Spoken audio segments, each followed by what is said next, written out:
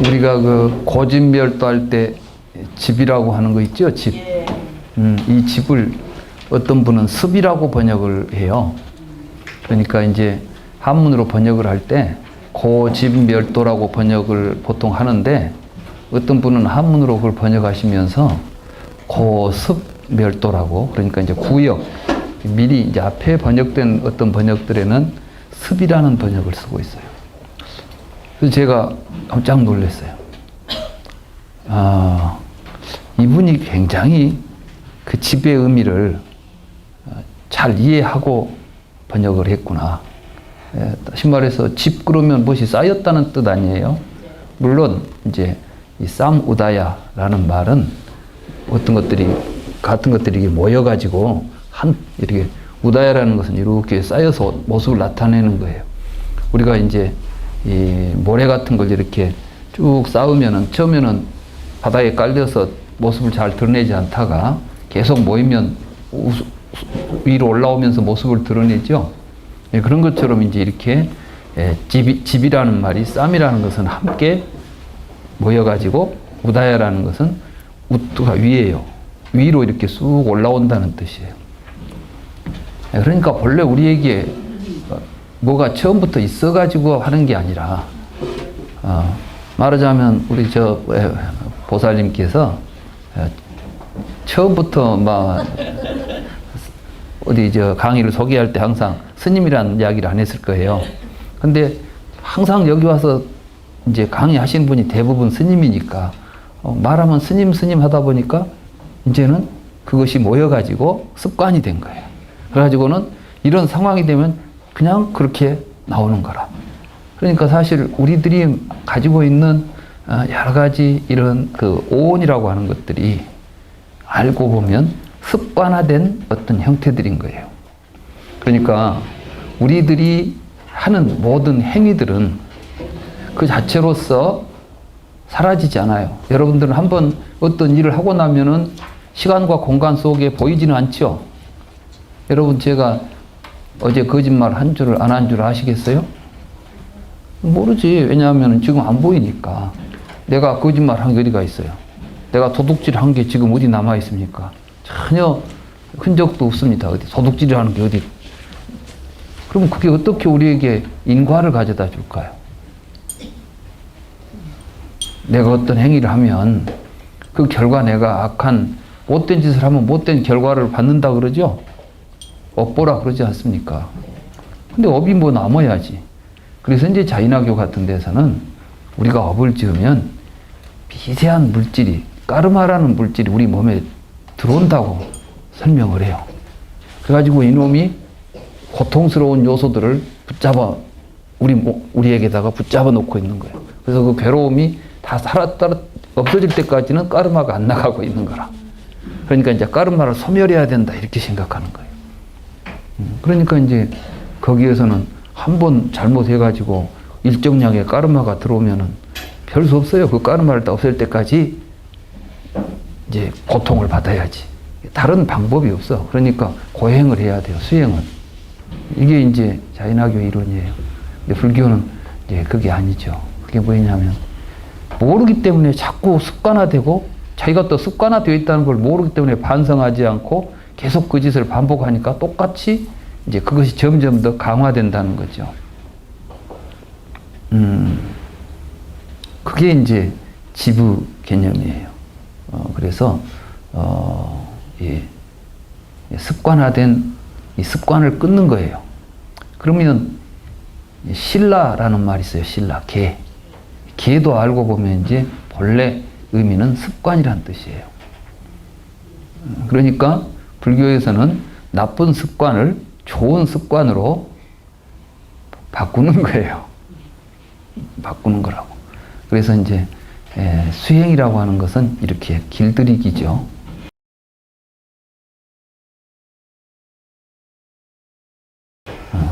오늘 우리 보살님 덕분에 그래요. 실제로 우리들의 삶 속에서 우리들이 다 보고 듣고 알 수 있는 것들을 가지고 불교는 이야기를 합니다. 그러니까 이 불경에 나오는 언어들이 여러분들이 보시기에는 무슨 말인지 모르죠? 온이라는 말도 무슨 말인지, 불교는 왜 그렇게 우리가 쓰지도 않은 말을 많이 쓰는지 모르겠어요. 불교 용어들이 있단 말이죠.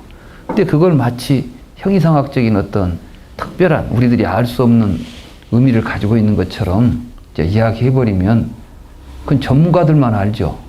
우리들은 그저 전문가들이 해준 설명을 들어도 무슨 말인지 잘 모르겠다. 이런 식으로 우리가 지금 불교를 보고 있는 것이죠. 근데 사실 부처님은 그런 어떤 우리들이 보지 못한 세계를 이야기하려고 한 것이 아니라 우리들이 지금 느끼고 보고 있는 그 사실을 정확하게 보자는 거예요. 그러니까 불교는 여실직견, 있는 대로 바르게 보자는 것이지, 우리 눈이 안 보인 것을 보자는 게 아니라 우리가 보고 있는 것을 바르게 보자는 거예요. 그러니까 정견이죠. 우리는 지금 전부 잘못 보고 사는 거지. 이 세상을 잘못 보고 사는 데서 문제가 생기는 겁니다. 그러니까 불교 수행을 통해서 우리가 해야 될 가장 중요한 지점은 뭐냐면 바르게 볼 줄 아는 것이죠. 바르게 볼 줄 모르면 우리가 수행을 할 수도 없는 것이죠. 그래서 팔정도가 이제 불교 수행이라는 건 팔정도를 떠나서 있을 수 없는 겁니다. 그것이 화두가 됐든 간화선이 됐든 윗바사나가 됐든 어떤 수행을 하더라도 궁극적으로는 정견을 우리가 얻으려고 하는 거예요. 그러니까 결국 우리가 그 간화선을 통해서 깨달았다. 그 뭘 의미하는 거겠어요? 정견을 얻었다는 거예요. 그러니까 불교 수행을 통해서 뭘 깨달아서 어쩌자고. 깨달았으니까 다 됐다고? 아니죠. 언제? 정견을 얻었어요. 그러니까 이제는 바르게 수행할 줄 알고 바르게 살 줄 아는 거예요. 근데 깨달았으니까 나는 끝났다. 이건 이제 또 불교는 수행이 이제 다 끝났다는 말은 어떨 때 끝났다는 말을 쓰냐 하면은 자기 자신의 삶 속에서 번뇌가 전혀 일어나지 않는다. 모든 의심이 사라지고 삶이 이제, 그래서 그 경에 보면 아라한과를 성취한 사람들은 스스로 알게 돼요. 뭘 아냐면 예전에는 그런 것 저런 것들이 뭘 보면 막 화도 나고 욕심도 나고 괴롭기도 했는데 그렇지 않고 모든 것들이 평정하게 보이고 스스로 알죠. 이제 내 마음은 항상 고요하구나. 더 이상 나는 헷갈리지 않고 있구나. 그러면 자기가 스스로 자증하는 겁니다. 그렇기 때문에 부처님께서도 불경에 보면 스스로 깨달았다고 그러지 부처님이 너는 이제 아라한이다 이렇게 인정을 해주는 예가 없어요. 어떤 경우만 있냐? 사람이 죽었습니다. 물어요. 저 사람이 도대체 이제 죽은 뒤 어디로 갔을까요? 그는 아라한이다. 아라한에게는 사후 이야기가 의미가 없다. 이미 나라는 생각이 없는 사람인데 어떻게 내가 어디로 갔다는 이야기를 그 사람한테 할 수 있겠느냐. 이런 식으로 이제 불경이 설해지고 있다는 것을 아셔야 됩니다. 오늘 우리가 또 할 이야기가 바로 그런 이야기죠. 그럼 이 세계에서 이제 우리는 이 세상이 나와는 무관하게 밖에 있고 또 그 세계와 무관하게 내가 있다고 생각하고 살고 있어요.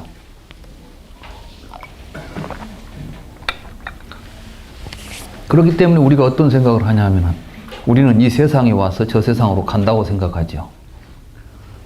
이 말이 되려면, 이 말이 의미가 있으려면 이 세상이라는 게 있고 나라는 게 또 따로 있어야 됩니다. 그러겠죠? 그리고 또 이 세상만 있는 게 아니라 저 세상도 있어야 돼. 그러니까 이 세상에서 와서 저 세상으로 가야 되죠. 쉽게 말하면 육도윤회라는 거 있잖아요. 지옥, 악이, 축생, 인간, 수라, 천 이런 6 세계가 공간 속에 이렇게 서로 이렇게 떨어져 서로 다른 곳에 위치하고 있다가 우리가 생각하는 윤회라는 게 그런 거 아니에요? 윤회설이라는 게 그런 발상을 하고 있단 말이죠.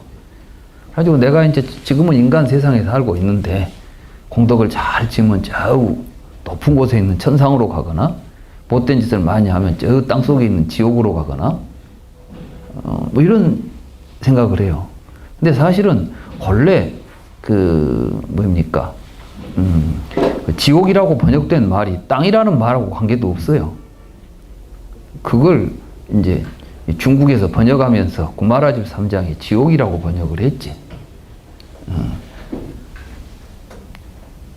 이게 우리는 이제 그 말에 또 끄달리죠. 천당, 그러니까 천은 하늘에가 있고 하늘천, 하늘에 있는 집이잖아요.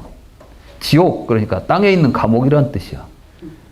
그죠? 그러니까 이제 천당과 지옥 그러면은 우리 생각에 천당은 우리 머리 위에가 있고 지옥은 우리 발 밑에가 있을 거라고 생각하는 것이죠. 이런 공간 속에 내가, 근데 천당은 내가 가든 안 가든 있어요, 없어요?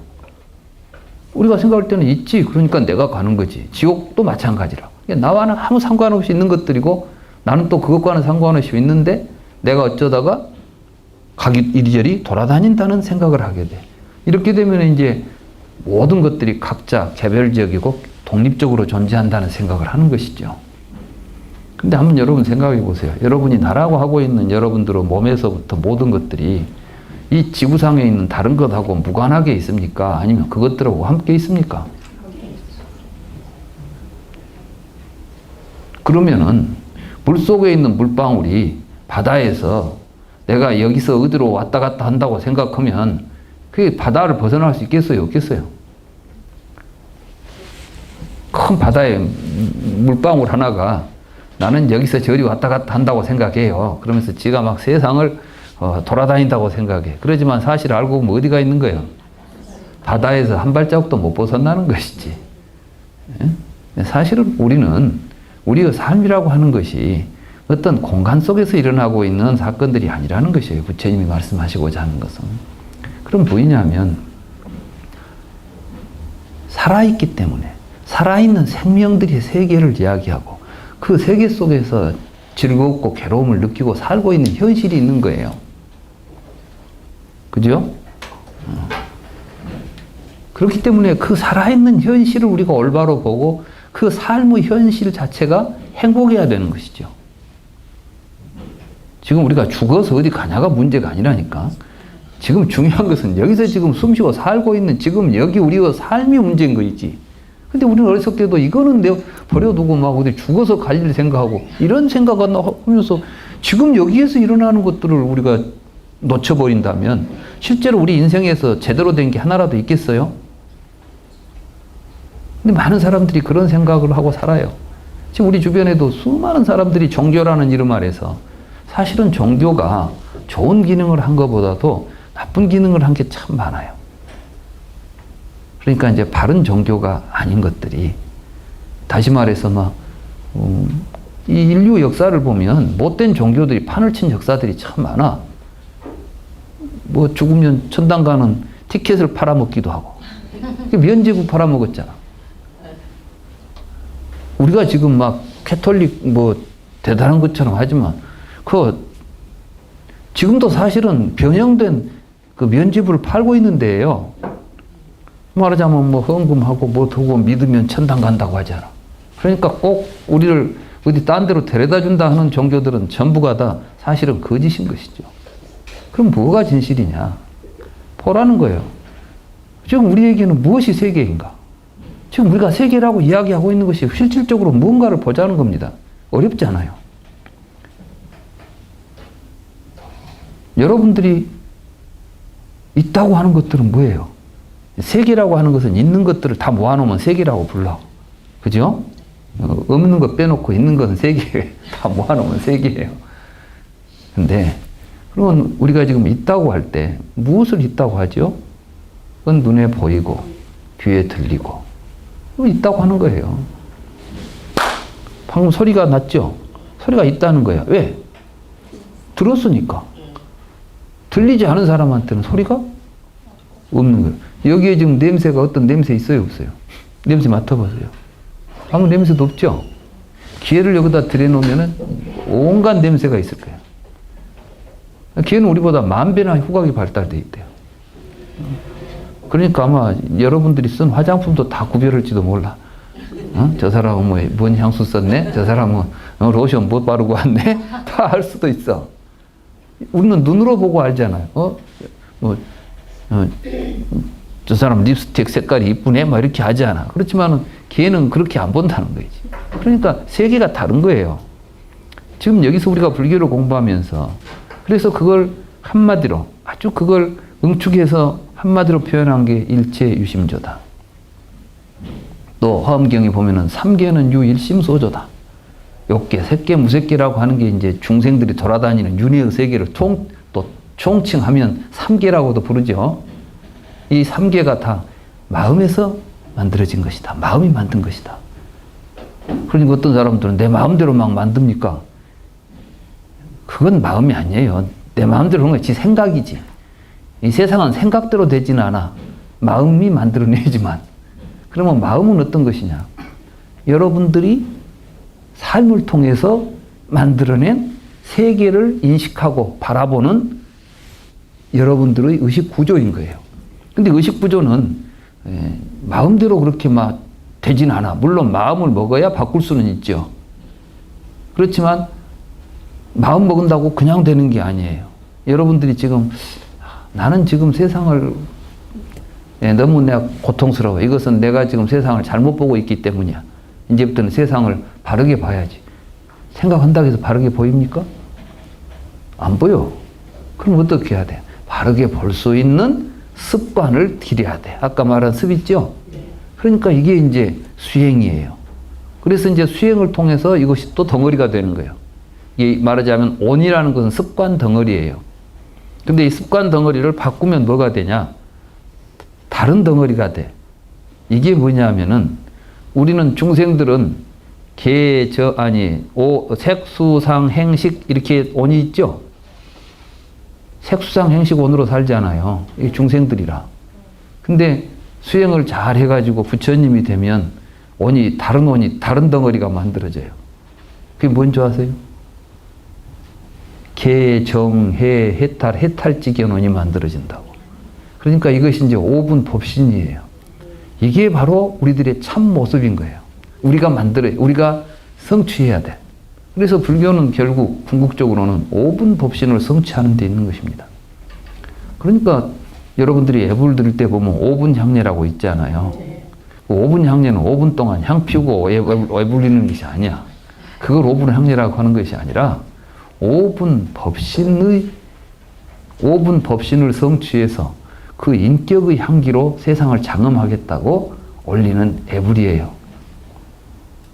그러니까 이제 오분 향례에 보면은 계향, 정향, 해향, 해탈향, 해탈지견향 이렇게 말하죠.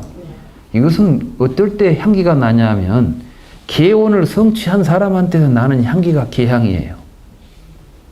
그러니까 여러분들이 계율을 잘 지켜서 청정한 계율을 지키면 여러분의 인격이 아주 향기로운 인격을 갖추게 되는 거죠. 어떤 스님이 청정한 계율을 지켜서 아주 청정하다. 이렇게 하면은 그분 옆에만 가도 여러분들은 뭘 느껴요? 인격의 향기를 느끼잖아요. 그래서 부처님께서는 세상에 아무리 좋은 향기도 바람을 거슬러 가지는 못한다. 바람이 저쪽에서 불어버리면은 향기는 바람을 거슬러서 저쪽으로 퍼질 수가 없어. 아무리 강한 향기, 아무리 아름다운 향기도. 그러나 계향은 어떤 바람도 막지 못한다는 거예요. 그러니까 그 사람은 인격이 훌륭한, 계행이 훌륭한 분이 계신다 하는 또 그분 이야기만 들어도 많은 사람들이 그 인격의 향기를 사방에서 아무 장애 없이 다 느낄 수가 있죠. 그죠? 계향보다 더욱 훌륭한 향이 정향이다. 그래서 이제 계향, 정향, 해향, 해탈향, 해탈지견향 이 5분 법신에서 나오는 향기를 이제 5분 향이라고 그러는 거예요. 그럼 우리가 부처님에게 예불 한다는 것은 무엇을 하자는 것이냐? 날마다 절에 가면 예불하고 있지 않습니까? 그냥 부처님에게 하는 예불은 도대체 뭐냐? 5분 향례가 이야기하고 있는 거죠. 우리 스스로 우리의 삶이 5분 법신을 성취해가지고 계향으로, 정향으로, 해향으로, 해탈향으로, 해탈지견향으로 시방세계에 있는 모든 부처님에게 공양하겠다는 거예요.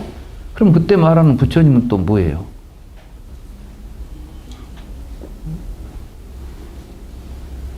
부처님은 또 일체 생명이에요. 이제 이 대승불교에서 이야기하는 부처님은 왜냐하면은 일체 중생이虚如불성이죠.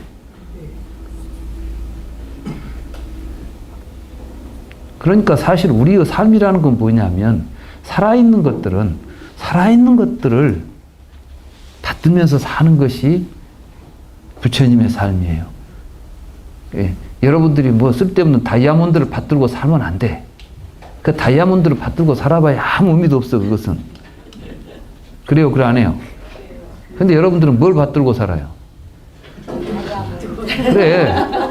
그 돈, 다이아몬드, 이런 건 그냥 막 어디 큰 소중한 데다 그냥 넣어두고 그냥 막 받들고 살면서 실제로 우리가 받들어야 될 내 주변에 있는 생명들, 이웃들은 여러분들이 모른 체 하고 살잖아요. 그러니까 우리가 스스로 같이 괴롭게 사는 거예요.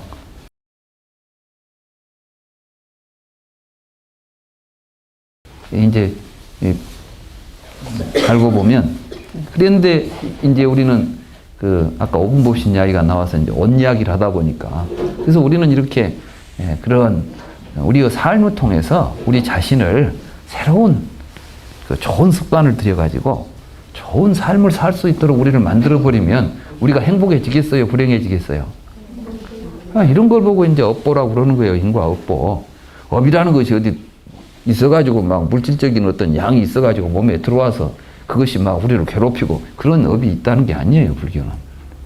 불교는 뭐냐 하면 우리가 어떤 일을 하게 되면 그게 습관화된다는 것이죠. 그 습관화가 되면 그 습관 때문에 고통을 불러일으키는 일을 하게 돼, 지가. 여러분들의 괴로움을 가만히 살펴보면 사실은 전부 자업자득이라. 그죠? 잘 생각해봐요. 너무 타들 게 하나도 없어. 근데 이런다네요. 그 사기를 당한 사람이 한 번 사기를 당했으면 이제는 저건 사기구나 이제 알아차리고 다음엔 안 당해야 되잖아. 근데 꼭 또 비슷한 사기를 또 당한대. 예. 근데 왜 그러냐 하니까 그 사람은 그런 식의 말이나 그런 식에 대해서 그런 식의 행동을 하는 양식을 가지고 있는 거예요. 이미 이제 그러니까 그걸 알아차려가지고 자신의 어떤 의식을 변화시키고 이런 걸 변화하지 않으면 항상 당해. 그러니까 우리가 살면서 행하는 모든 것들은 우리 자신이 지금 뭔가 잘못 형성되어 있다는 걸 알아야 돼요. 이 형성되어 있는 자기의 구조가 오온인 겁니다. 근데 이 오온이 어떻게 형성되는가를 우리는 모르는 것이지. 그래서 대부분 지금까지는 어떻게 생각했냐면 그 사람은 그렇게 태어나가지고 그렇게 사는가 보다. 이게 아주 그냥 태어날 때부터 그런 인간으로 태어나는 거야. 그러니까 이제 사람을 보면 이 사람은 어떤 사람 우리가 단정을 하죠. 근데 부처님이 보시니까 사람은 어떤 식으로 태어나지 않는다는 거예요. 물론 태어나는 환경이나 뭐 가정이나 사회 속에서 어떤 형식을 가지고 태어나긴 하겠지만은 그것이 고정불변의 어떤 실체로 변함없는 어떤 것으로 작용하는 것이 아니라 자기 각성에 의해서 얼마든지 새롭게 변화할 수 있는 가능성들을 가지고 있다는 겁니다. 다시 말해서 유연하다는 거예요. 유연성. 근데 이제 제일 문제는 뭐냐면 스스로 유연하지 않으려고 하는 거예요. 고집하려고 하는 거예요. 이건 나야. 나는 나대로 살겠어. 이렇게 해버릴 때는 고쳐지겠어요? 안 고쳐지겠어요? 어떤 사람이 유연하지 않은 사람이 없어요. 다 우리의 마음은 다 유연해. 본성은. 그런데 잘못 생각해가지고 뭘 하나를 고집하려고 하는 거예요. 근데 이런 것들은 이제 사람이 살면서 점점 더 그것이 고차가 되면 될수록 강해져요. 누가 그러더라고. 노인들이 고집이 세다고. 왜냐하면은 이제 그렇게 살아오면서 그것이 고차가 돼가지고 다른 생각은 아예 하려고 하지도 안 해버려, 그냥. 그 생각만 하려고 하는 이 타성이 만들어진다는 거예요. 그런데 이제 수행을 하면 할수록 애기같이 된대. 그런 이야기 있죠? 애기들이 뭐냐면 아주 유연해. 얘들은 뭐 말만 들으면 그냥 금방금방 막 변해. 그죠? 그래서 어렸을 때 교육을 잘 시켜야 되는 거라. 유연할 때. 단단한 돌덩어리는 만들려고 보면 뭐시 잘 안 만들어지지만 밀가루 반죽은 자기가 만들고 싶은 대로 잘 만들어지지 않아요? 근데 수행을 하면 스스로 자기 마음을 항상 유연하게 가져. 집착을 하지 않으니까. 그렇게 되면은 언제든지 또 자기 자신을 자기가 원하는 대로 만들어가고 항상 젊고 싱싱한 삶을 살 수가 있는 것이지. 그러니까 불교의 목적이라는 건 이렇게 젊고 싱싱한 삶을 살자. 우리 생명이 젊고 싱싱할 때 아름답잖아요. 나이가 들어도 마음이 유연하면 젊은이들이나 어린이들과 다름이 없이 유연한 마음을 가지고 살 수 있는 거예요.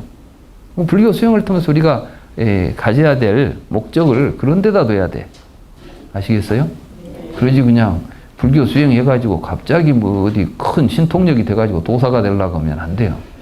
부처님은 도사되는 가르침을 가르친 적이 없어요. 이거는 우리에게 항상 바른 생각을 가지고 행복한 삶을 살 수 있는 마음을 스스로 형성해서 지금 여기에서 항상 행복한 삶을 살아가도록 하라. 이게 불교의 가르침입니다. 그런 걸 이제 우리가 바르게 실천하려면 그걸 우리가 성취하려고 한다면 이때 알아야죠. 바르게 알아야 된단 말이죠. 그래서 이 세상은 12입처에서 연기한 것이다. 일체는 12입처다. 이런 이야기를 하는 것입니다.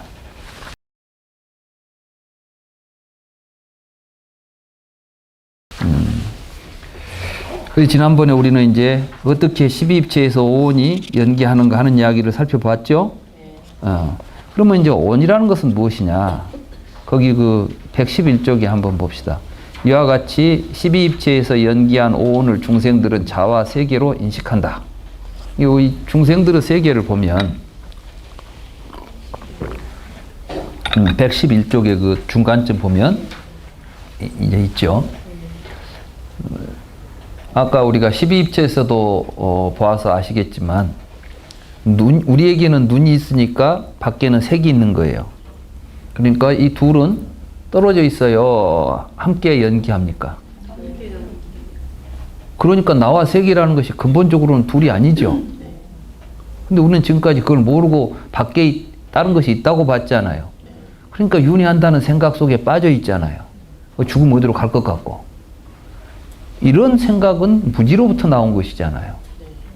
여기서부터 벗어나는 것이 윤회에서 벗어나는 거예요. 근데 실제로 바깥 세상과 내가 둘이 아니다라고 제 이야기를 듣고 여러분들이 그럴듯하게는 생각하지만 정말 이제 여러분들이 살아가는 삶 속에서 그것이 항상 그렇게 둘이 아닌 삶을 살기는 쉽지 않죠. 그러니까 아는 것하고 행하는 것은 다른 거예요. 그러니까 이제 여러분들이 알았기 때문에 아 정말 그렇겠구나라고 생각하고 그런 시각으로 살려고 노력을 하다 보면 이제는 아까 습이다고 그랬죠? 지금 여러분들은 지금까지 그렇게 보는 습관이 안 들어있어. 그러니까 무슨 이야기를 하면 그때는 그런 것 같은데 이래서 나가면 이미 그건 없어져 버리고 그냥 습관대로 하는 거예요. 그걸 바로 잡아가는 거예요.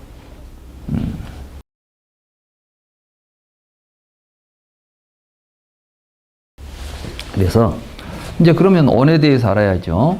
비구들이여 오온과 오천에 대하여 이야기하겠소. 잘 듣도록 하시오. 비구들이여 오온이란 어떤 것인가? 비구들이여 그것이 어떤 형색이든 과거, 현재, 미래, 내적인 것이든 외적인 것이든 거친 것이든 미세한 것이든 보잘것없는 것이든 빼어난 것이든 멀리 있는 것이든 가까이 있는 것이든 형색을 색온이라고 부른다고. 그러니까 이제 이거는 우리가 말하는 형태를 가지고 있는 모든 거 있죠. 이 세상에 보면 우리 눈에 보이고 하는 것들 다 그러니까 이제 지각의 대상들이에요. 이것을 이제 색온이라고 부르고 어떤 것이든 느끼는 마음은 어떤 것이든 그러니까 이것이 괴로운 것이든 즐거운 것이든 이런 거 이제 고락의 감정 이건 다 수온이라고 부르고 생각하는 마음 여러 가지 따지고 비교하고 이런 생각하는 마음을 상온이라고 부르고 조작하는 마음을 행온이라고 부른다. 여기에 이제 행이라는 말에 사실은 불교에서 제일 중요하면서도 좀 이해하기 어려운 말이 행이라는 말이에요. 쌍카라. 그래서 이제 이 행에 의해서 조작된 것을 쌍카따라고 하고 이것을 유의라고 부르는 거예요. 이제 유의에서 벗어나는 것이 열반이고 이것을 무의라고 부르는 거예요. 무의. 그러니까 이제 유의는 뭐고 무의는 뭐냐 이걸 알려면 쌍카라를 알아야 돼요. 쌍카라가 무엇인지. 근데 이게 사실은 이제 내가 여기서 쌍카라를 조작하는 마음이다 이렇게 번역을 했는데 쌍카라라는 것은 산스크리트로는 쌍스카라고 이제 이 빨리어로는 쌍카라예요. 쌍스카라라는 것은 뭐냐면 까라라는 것이 이제 까로띠라고 하는 뭘 만든다라고 하는 동사에서 나오는 파생된 명사예요. 카라가. 그러면은 쌍이라는 것은 모아가지고 쌍이라는 것은 함께 뭘 이렇게 모아가지고 만들어낸다는 거예요. 그러니까 이제 우리말로 말하면 뭘 조작해내는 것이요. 뭐시 이렇게 뭐 조립해가지고 뭐 만들듯이 이렇게 만드는 거예요. 이건 이제 쌍카라라고 불렀어요. 그래가지고 이렇게 조작된 결과물을 쌍카따라고 불렀고. 그러니까 이제 그러면 뭐가 그러면 유의냐? 쌍카라에 의해서 만들어진 것들이 유의인데 이 쌍카라에 의해서 만들어진 것들이 오온이에요. 그러면 오온도 쌍카라도 쌍카라가 만드는 거야. 결국은. 그러니까 색수상 행식이 다 쌍카라에 의해서 만들어지는 구조를 가지고 있어요. 그럼 이 쌍카라를 그러면 무엇을 쌍카라라고 하느냐? 구체적으로 우리들의 행위들이에요. 행위. 업이죠, 업. 그러면 쌍카라, 그래서 이걸 행위라고 번역을 한 거예요, 행. 옛날 분들이 이제 오온 가운데 보면, 아니, 색수상 행식 하거나 또는 무명을 연하여 행이 있다, 이렇게 말하죠. 그 행이, 이 쌍카라가 오온을 만들면 이 행에 의해서 만들어진 내용을 쌍카따라고 부른 것이죠. 이거 유의라고 부르는 게 유의. 그러면 결국 불교는 그러니까 수행은 쌍카라를 끊어가는 거예요. 조작을 안 하는 거예요. 삶을 사는 것이죠. 그래서 이제 수행을 하는 것은 제 행을 정멸한다. 그런데 우리가 사는 삶이라는 것은 몇 가지 모습을 갖게 되냐면은 신구의 삼행을 하게 돼요. 쉽게 말해서 업을 짓죠. 몸으로, 말로, 마음으로, 우리 생각으로 행을 짓는 거예요. 그러니까 사실 우리들이 사는 삶 자체가 끊임없이 유의를 만들어내는 삶을 사는 것이죠. 그 구조를 잘 이해하는 것이 중요해요. 그래서 그 구조에서 행을 끊어가는 것을 수행이라고 그래요. 그래서 제 행이 정멸한다 이렇게 말하죠. 들어보셨어요? 제 행이 정멸한다는 것은 모든 행이 멸한다. 그러면 아까 우리가 행을 업이라고 했으니까 제 행이 정멸한다. 그러면 이제 업을 안 짓고 살아야 됩니까? 이렇게 말하죠. 그래서 이제 업이라는 말하고 행이라는 말을 구별할 필요가 있어요. 업이라는 말은 부처님도 업을 짓고 중생도 업을 지어요. 말하자면 우리가 살아가면서 하는 모든 행위들은 다 업인 거예요. 그런데 여기에서 유의업과 무의업이 있는 거죠. 유의업을 우리가 행위라고 부르는 것이죠.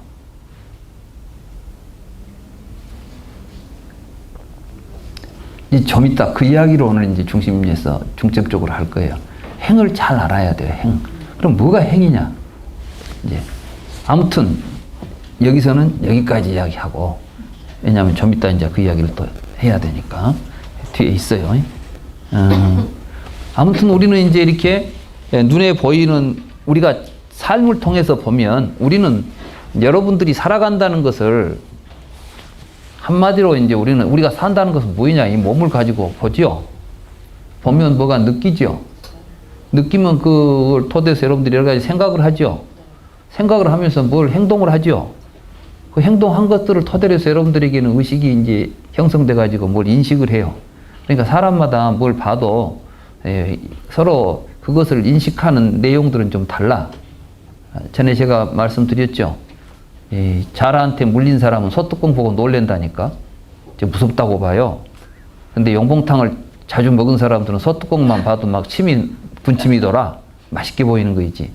그러니까 우리가 세상을 볼 때 저것이 무엇이다, 저것이 어떻게 느껴진다 하는 것들은 그 자체가 어떤 성격을 가지고 있는 게 아니라 우리의 경험과 체험이, 말하자면 보고 느끼고 생각하고 행동한 결과 우리는 세상을 인식하는 인식의 구조를 형성하게 되는 거예요. 그러니까 식이라는 것은 결국 뭐이죠? 여러분들 업이 모여있는 창고 역할을 하는 거예요. 여러분들의 삶은 결국 의식 속에 모이게 돼 있어. 그것이 이제 덩어리가 되는 거 아니에요, 덩어리가. 그것들을 통해서 다시 세상을 보니까, 보게 되면은 여러분들 안에 형성된 이 식으로 보니까 보이고 느껴지고 생각되고 어떤 행동을 결정하는 것들이 달라지죠. 그러니까 아기 때하고 어른 때하고는 달라, 의식이. 왜냐하면 아기 때는 경험이 없으니까 뭐 이것이 더러운 것인지 깨끗한 것인지 뭐 이게 위험한 것인지 모르고 막 천방지축이죠. 그러니까 애들은 좀 혼자 놔두기 어렵잖아요. 이놈들은 높은 데서 떨어지면 어떻게 된지도 모르고 그냥 막 뛰어내리려고 한다니까. 봐가지고 저 좋은 거 있으면 가서 그냥 그놈 보러 가지, 밑에가 떨어지면 아프고 죽는다는 사실은 생각 못 하죠. 그러니까 막 천방지축이라. 근데 그러다가 한번 떨어져 보면 어때? 아이고, 여기서 떨어지면 아프구나. 이제 그래야 그다음부터는 이제 다른 행동을 하는 거예요. 그러니까 우리는, 그런 식으로 형성돼요. 그러니까 부처님이 얼마나 그걸 세심하게 보고 한 이야기겠어요. 이 경전 사실을 보면 그런 이야기 하고 있어요. 근데 이걸 막 어디 개념으로, 이론으로 막 설명하려고 하니까 어렵지, 알고 보면 그렇게 그런 말을 하고 있어요, 경전 자체가. 우리가 그걸 못 알아보니까 그러지. 그러면 사실은 보면 보이는 것을 우리가 색이라고 부른다 이 말이에요. 느끼면 느껴지는 것들을 수라고 부르는 거예요, 지금. 우리가 생각하면 그것들을 상이라고 부르고. 그러니까 이 세상은 보는 놈이 있으면 보이는 것이 있고, 느끼는 놈이 있으니까 느끼는 것이 있고, 느껴지는 것이 있고, 생각하는 놈이 있으니까 생각의 대상이 있고, 어떤 행동하는 놈이 있으니까 행동의 대상이 있고, 인식하는 놈이 있으니까 인식의 대상이 있어가지고 이렇게 서로 딱 대칭을 이루고 있는 거예요. 이 대칭을 이루고 있다는 것은 뭐냐면 사실은 둘이 아니다 이 말씀이지. 서로 같이 연기하고 있는 거예요. 그러니까 눈이 없으면 색도 없지만 색이 없으면 눈도 없어져. 이 둘은 그러니까 따로 떨어진 적이 없어요. 그러니까 이 세계는 사실은 생명의 세계인 것이지 물리의 세계가 아니에요. 제가 이제 이런 식으로 설명하니까 어떤 사람들이 생명이라는 어떤 실체를 놔두고 설명을 안 하고 연기한다고, 여러분들은 이제 좀 여러분들 마음에는 요 안에가 막 불성이라는 것이 막 신비한 것이 하나 들어있어가지고 수행을 하면 그것을 볼 수 있으면 좋겠죠. 이제 그러려고 지금 모두 가서 산에 앉아서 수행도 하는 분들이 계시잖아요.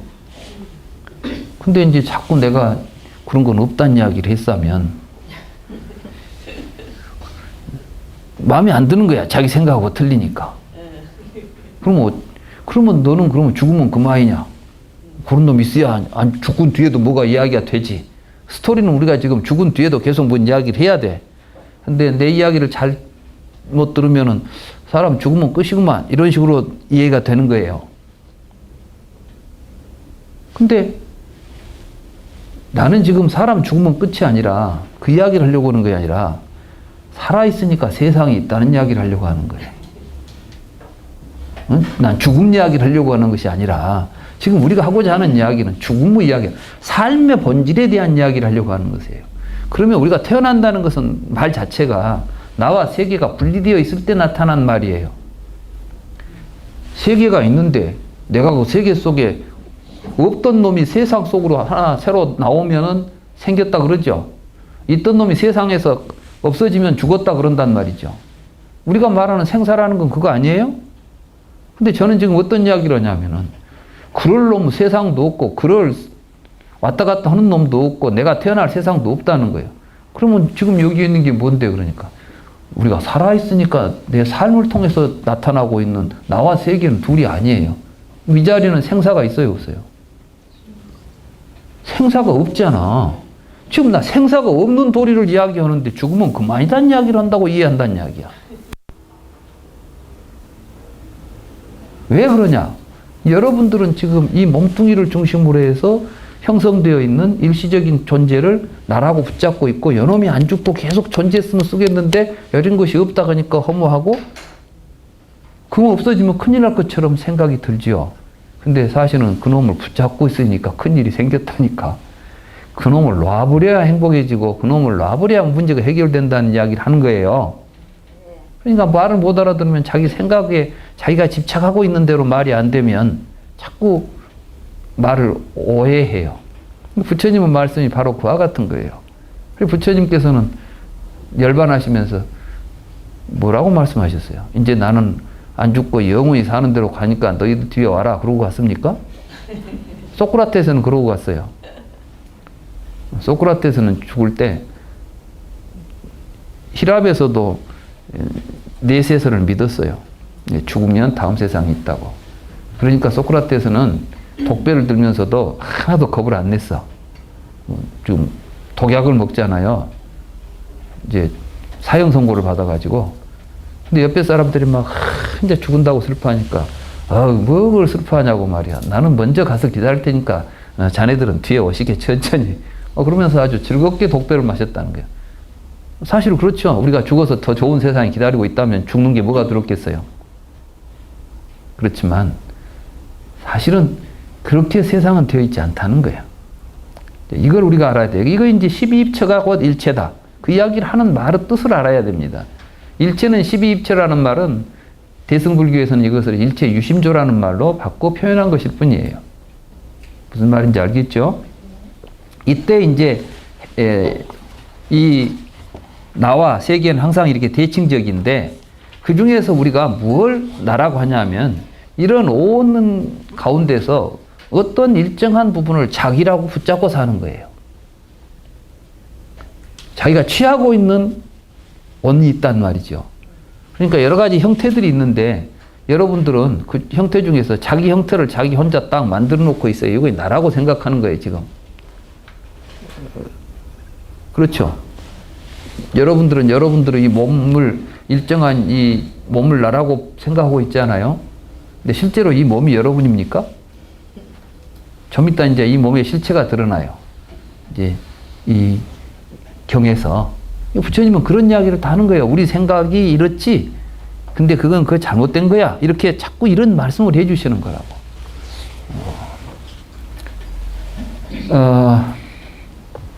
그러면은 이제 오는 무엇이냐 하면 그런 것들인데, 오치오는 어떤 것인가? 거기 112쪽의 중간쯤 보면 비구들이요.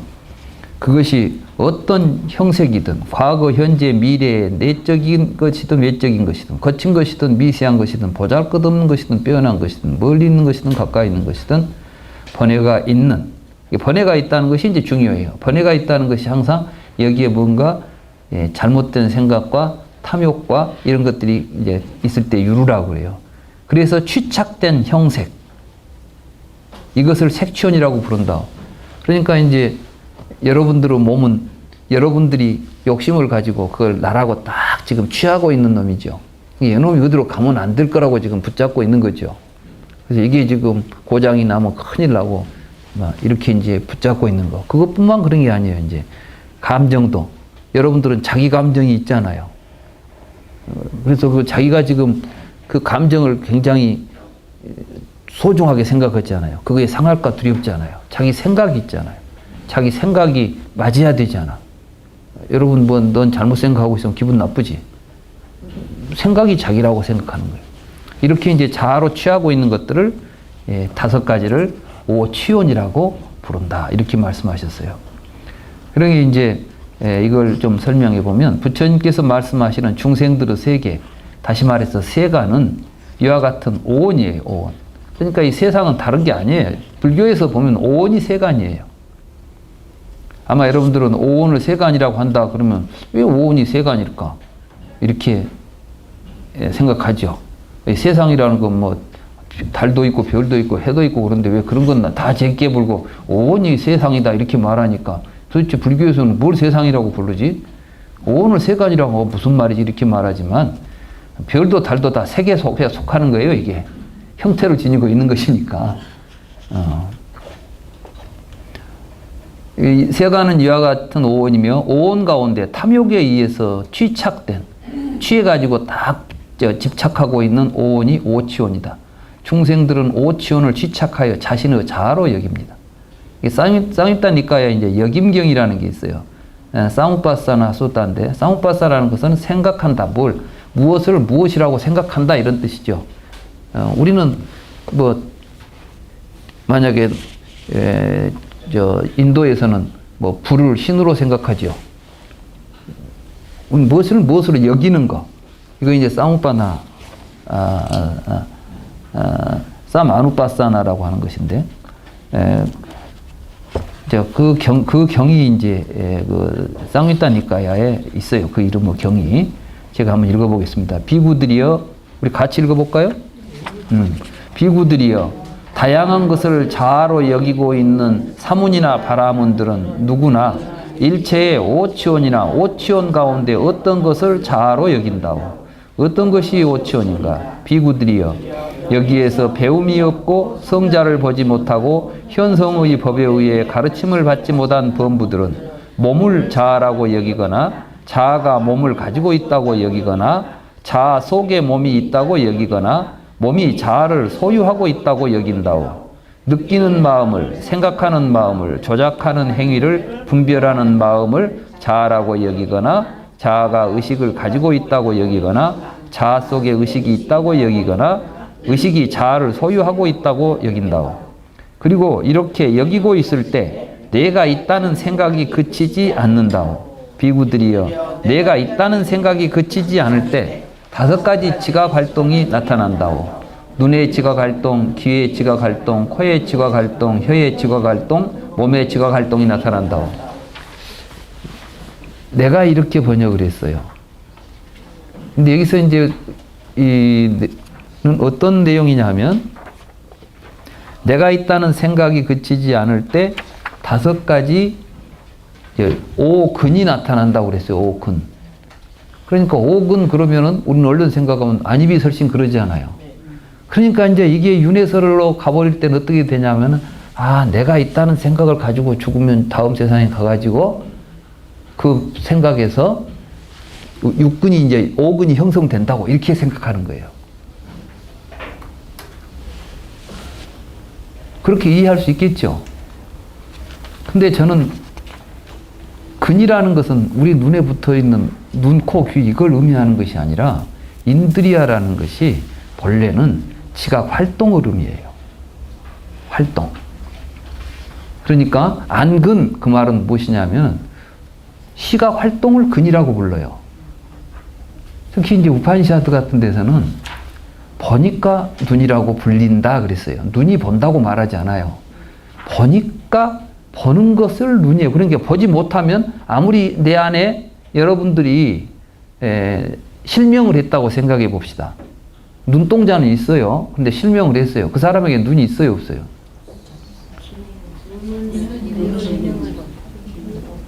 예. 그때 이제 여러분들이 눈이라고 말하는 것은 이제 눈동자를 이야기하죠. 근데 그건 엄밀히 말하면 눈이 아닌 것이에요.